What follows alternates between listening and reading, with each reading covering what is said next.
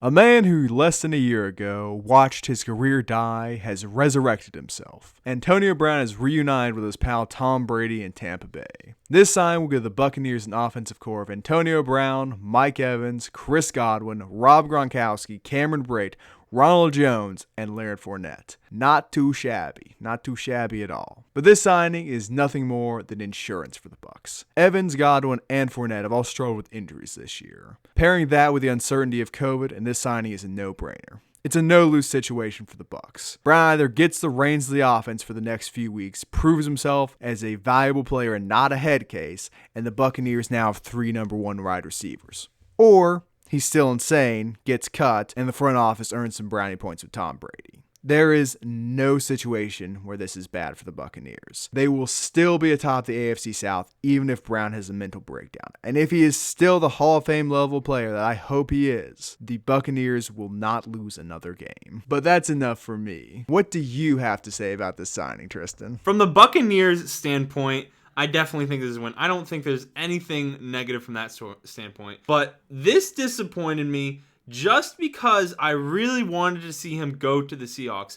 It would have been amazing to watch Russell Wilson, an actual MVP quarterback, throw the ball to DK Metcalf, Antonio Brown, and Tyler Lockett. It would have been a 4th of July fireworks show every week. I don't think Antonio to the Bucs is as exciting as that would have been. And to the Tom Brady apologists for his performance last year and this year, which has been If the Bucs get kicked out of the playoffs and Tom Brady fails with 3 Pro Bowl receivers, a Hall of Fame tight end, another very good tight end in Cameron Brate, a Pro Bowl running back, and of course, they all need to be healthy. They've struggled with injury. I get that part of it. I do not want to hear the excuses come playoff time. I do not want to hear that he has no weapons and that he would have done better elsewhere. Look what Cam Newton's doing in New England. Yes, they lost last week, but Cam has looked very good with apparently no weapons. At this point in his career, he is a competent quarterback, and I don't want to hear it anymore. Let's see what they do in the playoffs. I just don't want to hear people complain anymore about his weapons.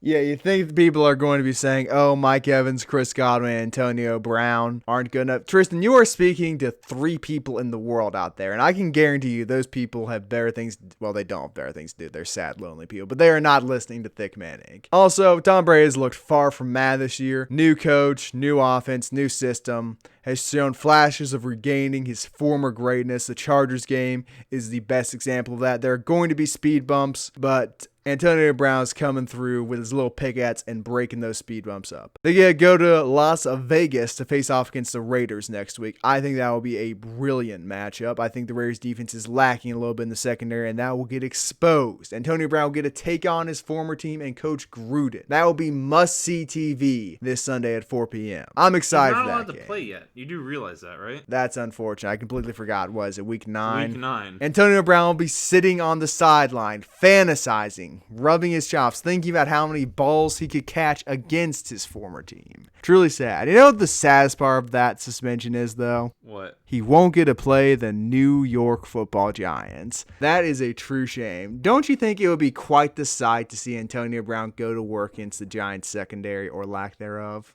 I'd get a kick out of that, and I'm sure you would too. But once Antonio Brown clears the NFL's doo-doo list, it's on in Tampa Bay. The Buccaneers will reign supreme over the NFC South for the first time in quite a while, and Tom Brady will be well on his way to hosting the Lombardi. So you don't believe in the Saints and making a comeback with Michael Thomas hopefully eventually coming off injury? Emmanuel Sanders is not playing this week, and Michael Thomas is still probably punching some practice squad player in the face and screaming at coaches.